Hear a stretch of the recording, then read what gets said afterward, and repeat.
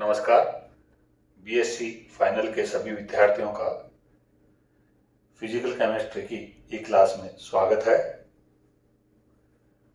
आज का टॉपिक है Schrodinger equation. Schrodinger wave equation की जो व्युत्पत्ति है, डेरिवेशन है, वो क्लासिकल वेव मैकेनिक्स के आधार पर या क्लासिकल वेव इक्वेशन के आधार पर तथा डी ब्रोगली इक्वेशन को मिलाकर की जाती है। सबसे पहले इन दोनों को मिलाकर देखें तो हमें समीकरण एक प्राप्त होता है, जहां ये del square psi upon del x square plus del square psi upon del y square plus del square psi upon del z square plus 4 pi square upon lambda square psi equal to 0। ये हमें प्राप्त हो रहा है classical wave equation है। और lambda के अनुसार हम डी ब्रोगली इक्वेशन के द्वारा देखें तो लैम्डा बराबर होता है h upon m v, equation number 2। और इसकी वैल्यू हम लैम्डा की वैल्यू समीकरण 1 में पुट करें तो समीकरण 3 प्राप्त होती है, जो कि है del square psi upon del x square plus del square psi upon del y square plus del square psi upon del z square plus 4 pi square, ये डेल स्क्वायर लैम्डा स्क्वायर है वो m square v square upon h square psi equal to 0। ये equation number 3 है। यहां हम देखें किसी भी इलेक्ट्रॉन की जो टोटल एनर्जी है वो उसकी kinetic energy and potential energy दोनों का योग होता है। तो यहां देखें energy equal to 1/2 mv square जो कि काइनेटिक एनर्जी है प्लस v जो कि पोटेंशियल एनर्जी है। दोनों को देखें तो इसको हल करें तो ये इक्वेशन नंबर 4 प्राप्त हो रहा है, जहां प्राप्त हो रहा है हमें क्या, mv स्क्वायर बराबर 2me माइनस v, जो इसकी वैल्यू ये जो आपको दिख रहा है m square v square equation number 3 में, ये और समीकरण नंबर 4 को देखें तो ये वैल्यू समीकरण 3 में रखते हैं तो हमें ये समीकरण प्राप्त होता है। कौन सा? समीकरण नंबर 5, जो कि श्रोडिंगर वेव इक्वेशन है। क्या है ये? Del square psi upon del x square plus del square psi upon del y square plus del square psi upon del z square plus 8 pi square m upon h square bracket में E minus we psi equal to 0। तो इसका मतलब equation 5 जो प्राप्त हो रही है हमें क्लासिकल वेव इक्वेशन से और डी ब्रोगली वेव इक्वेशन के कॉम्बिनेशन से प्राप्त हो रही है। ये समीकरण 5 ही श्रोडिंगर वेव इक्वेशन है, और जो कि time independent Schrodinger wave equation कहलाती है। इसमें एक कॉलम है ऑपरेटर, यह हैमिल्टनियन ऑपरेटर देखें तो ऑपरेटर एक नियम है जिसके अनुसार एक फलन x, कोई फलन है xt जो कि टाइम डिपेंडेंट है, से दूसरा फलन yt प्राप्त कर सकते हैं। ऑपरेटर फिर देख लो, ऑपरेटर क्या है? ऑपरेटर एक नियम है जिसके अनुसार एक फलन से दूसरा फलन प्राप्त कर सकते हैं। तो समीकरण 5 के अनुसार देखें तो समीकरण 5 हमें ये प्राप्त हो रही है। इसमें ये जो ये वैल्यू है, इस वैल्यू की जगह यूज करते हैं हम डेल स्क्वायर, तो del square psi plus 8 pi square m upon h square e minus we psi equal to 0, समीकरण नंबर 6। जो डेल है वो लैप्लेसियन ऑपरेटर कहलाता है, ये हैमिल्टनियन ऑपरेटर के समान ही। डेल स्क्वायर क्या कहलाता है? लैप्लेसियन ऑपरेटर, जिसकी वैल्यू क्या होती है, del square upon del x square plus del square upon del y square plus del square upon del z square. तो delta square psi equal to क्या हो जाएगा, minus 8 pi square m upon h square bracket में E minus we Sai, या ये minus की value है,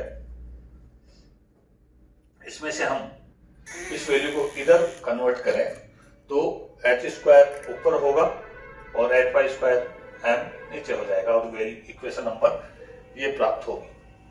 इस प्रकार हम देखें इस इक्वेशन 6 को हल करें तो इक्वेशन 7 प्राप्त हो रही है, अर्थात यहां हमने डेल कॉमन ले लिया है दोनों में, और ये जो वैल्यू आई है ब्रैकेट में ये एच कैप के बराबर है, जिसको हम श्रोडिंगर इक्वेशन कहेंगे, और इस इक्वेशन को एट इक्वेशन को और एच कैप को क्या कहेंगे, हैमिल्टनियन ऑपरेटर कहते हैं, जो कि वैल्यू क्या है इसकी, minus h square 8 pi square m delta square plus v है। अर्थात इसको हम यदि यह हम देखें h cross equal to h upon 2 pi value है, तो इस वैल्यू के अनुसार देखें तो यहाँ h क्रॉस स्क्वायर कर दें तो h cross square upon 2m हो जाएगा, एट पाई स्क्वायर m की जगह 2m हो जाएगा। Del square delta square plus v भी लिखते हैं, जहां v क्या है, पोटेंशियल एनर्जी। इस प्रकार समीकरण 8 को हम इस प्रकार भी लिख सकते हैं, जो कि आइजन वैल्यू के रूप में या आइजन इक्वेशन के रूप में होगा, h cap psi n equal to en psi n। Next topic है अपना physical significance of wave function. Schrodinger wave equation को देखें तो उनके कई हल प्राप्त होते हैं, अर्थात साई के अनेक मान प्राप्त होते हैं, लेकिन ऐसे तरंग फलन साई का चयन किया जाएगा जो क्वांटम यांत्रिकी के अनुकूल व्यवहार करता है। ऊर्जा के कुछ निश्चित मानों के लिए ही साई का मान अनुकूल हल के रूप में प्राप्त होगा। ई के इन्हीं विशेष मानों को आइजन वैल्यू कहते हैं तथा इन मानों के अनुरूप प्राप्त तरंग फलन साई को आइजन फंक्शन कहते हैं। ई को तो क्या कहेंगे हम, आइजन वैल्यू कहेंगे, और साई को क्या कहेंगे, आइजन फंक्शन कहेंगे। नेक्स्ट टॉपिक है प्रॉपर्टीज ऑफ साई।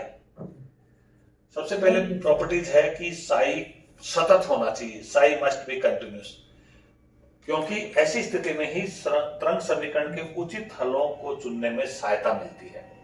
सेकंड जो है, इसकी वैल्यू फाइनाइट होनी चाहिए, साई मस्ट बी फाइनाइट, परिमित होना चाहिए। क्यों? क्योंकि इनफाइनाइट होने पर हाइजेनबर्ग अनिश्चितता सिद्धांत का पालन नहीं होता। थर्ड है, Sai must B single value, एक ही वैल्यू होगी। अगर ऐसा नहीं होता तो प्रायिकता का मान एक से अधिक प्राप्त होगा, जो कि संभव नहीं है। फोर्थ इसका जो सिग्निफिकेंस है या प्रॉपर्टीज है वो है, the probability of finding the electron over all the space from plus infinity to minus infinity must be equal to 1, अर्थात साई मस्ट बी नॉर्मलाइज्ड, अर्थात समाकलन minus infinity to plus infinity psi square dx dy dz equal to 1। Psi के मान जो उपरोक्त चारों शर्तों को पूर्ण करते हैं ऊपर वाली के, आइजन फंक्शन तथा कॉरस्पॉन्डिंग एनर्जी वैल्यू को आइजन वैल्यू कहते हैं। अतः सभी h cap psi equal to E psi को निम्न प्रकार भी लिख सकते हैं, क्या, h cap psi n equal to en psi n, जहां n बराबर क्या है, 1 2 3। तो साई जो भी साई वैल्यू उपरोक्त चारों मानों का पालन करेगी उसको हम कहेंगे आइजन फंक्शन। नेक्स्ट टॉपिक है हमारी physical significance of Sai and Sai square. Sai और साई स्क्वायर की भौतिक सार्थकता। साई का कोई फिजिकल सिग्निफिकेंस नहीं है साई, क्योंकि ये केवल वेव फंक्शन के आयाम को दर्शाता है। कौन सा, साई। लेकिन जो साई स्क्वायर है उसका फिजिकल सिग्निफिकेंस है, क्योंकि ये दिए गए स्पेस में इलेक्ट्रॉन के पाए जाने की प्रोबेबिलिटी को दर्शाता है साई स्क्वायर। इसका मतलब साई स्क्वायर का मतलब इलेक्ट्रॉन पाए जाने की जो प्रायिकता है वो बता रहा है। अगला टॉपिक है हमारा normalized and orthogonal wave function. दो प्रकार के wave function Schrodinger wave equation के द्वारा ज्ञात कर रहे हैं हम। उसमें से दो वेव फंक्शनों का गुणनफल अगर एक हो तो वो नॉर्मलाइज, तो ये रहा वेव फंक्शन स्क्वायर। इसका मतलब दो वेव फंक्शनों का गुणनफल है, उसकी वैल्यू अगर एक है तो वह नॉर्मलाइज वेव फंक्शन है, और यदि यही वैल्यू अगर 0 है तो वह ऑर्थोगोनल वेव फंक्शन है। ये रहा 0, अर्थात साई ए और साई बी दो अलग अलग वेव फंक्शन है, और इसका मल्टीप्लीकेशन क्या होगा, 0। इसका मतलब ये 0 है तो ऑर्थोगोनल वेव फंक्शन, और 1 है तो normalize wave function. Third topic देखें यहाँ, the wave function is normalize and orthogonality दोनों शर्तों का पालन करता है, तो ऐसा फलन को हम ऑर्थोनॉर्मल वेव फंक्शन कहते हैं। अर्थात अगर दोनों के वेव फंक्शन का गुणनफल 1 है या 0 है, दोनों का पालन कर रहा है, तो वो कहलाएगा ऑर्थोनॉर्मल वेव फंक्शन कहलाता है। अर्थात इस ऑर्थोनॉर्मल वेव फंक्शन को कैसे दर्शा सकते हैं, summation psi infinity to plus infinity psi A psi B d v equal to 1, तो ये तो हो गया आपका नॉर्मलाइजेशन। और यदि Sai A psi B into DV बराबर 0, तो ये हो गया ऑर्थोगोनलिटी। दोनों ही कंडीशन में क्या होगा, ऑर्थोनॉर्मल वेव फंक्शन होगा। नेक्स्ट है टॉपिक क्वांटम यांत्रिकी के मुख्य अभिग्रहित main postulates of quantum mechanics. ये 7 मेन पोस्टुलेट है। पहला पोस्टुलेट साई, जो तरंग फलन है उसके बारे में दर्शा रहा है। सेकंड है वो साई के गुण, तरंग फलन के गुण जो भी सतत है, निश्चित है, एकल मान है, नॉर्मलाइजेशन है, इन 4 को दर्शा रहा है।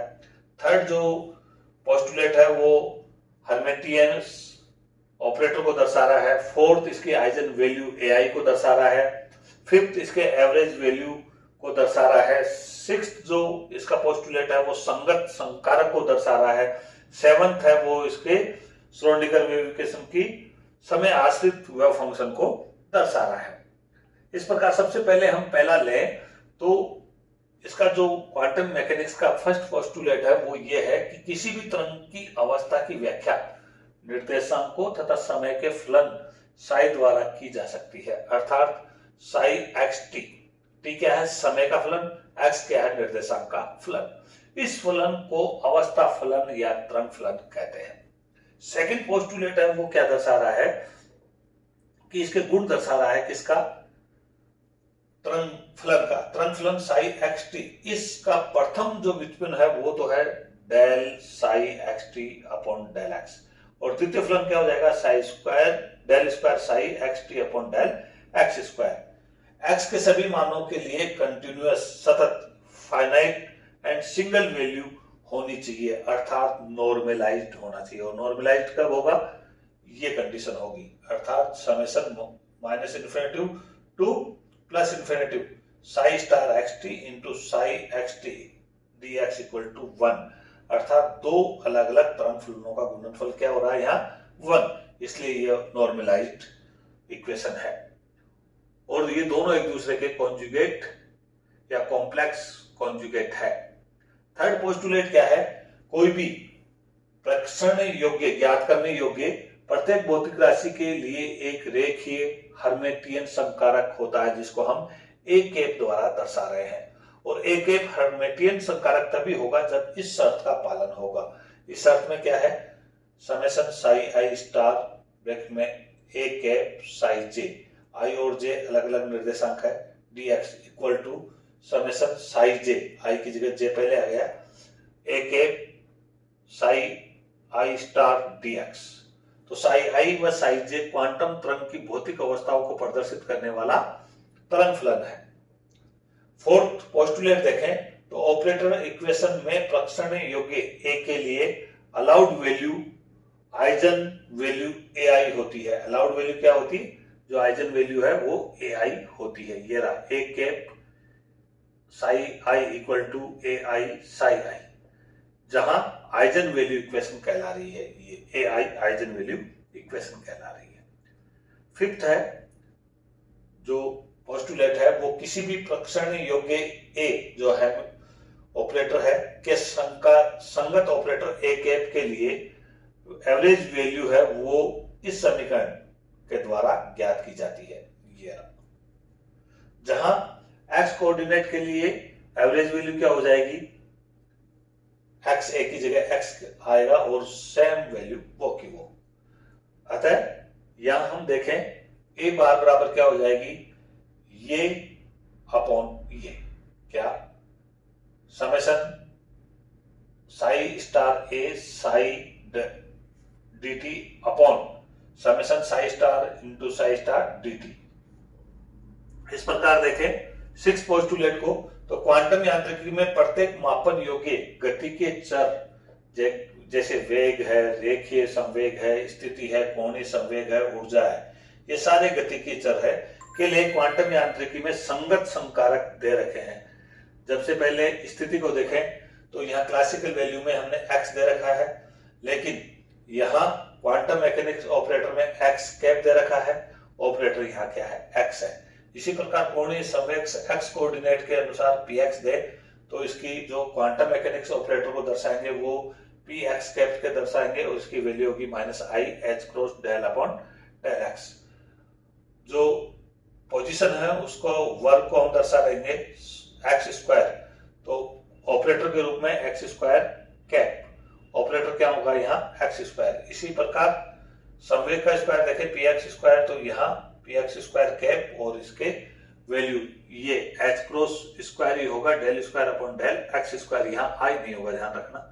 समय को देखें हम तो समय को या क्लासिकल वेव इक्वेशन में टाइम के द्वारा, ऑपरेटर के रूप में टाइम टी कैप के द्वारा, और यहाँ ऑपरेटर भी टी कैप के द्वारा दर्शाएंगे। एनर्जी को देखें तो यहाँ क्लासिकल वेव इक्वेशन में ई द्वारा, ऑपरेटर के रूप में ई कैप के द्वारा, और ऑपरेटर के रूप में i h cross del upon del t के द्वारा दर्शाते हैं। तो ये संगत रिलेशनशिप है एक दूसरे के रूप में। सेवन पोस्टुलेट है वो the wave function psi x T is a solution of the time dependent Schrodinger equation.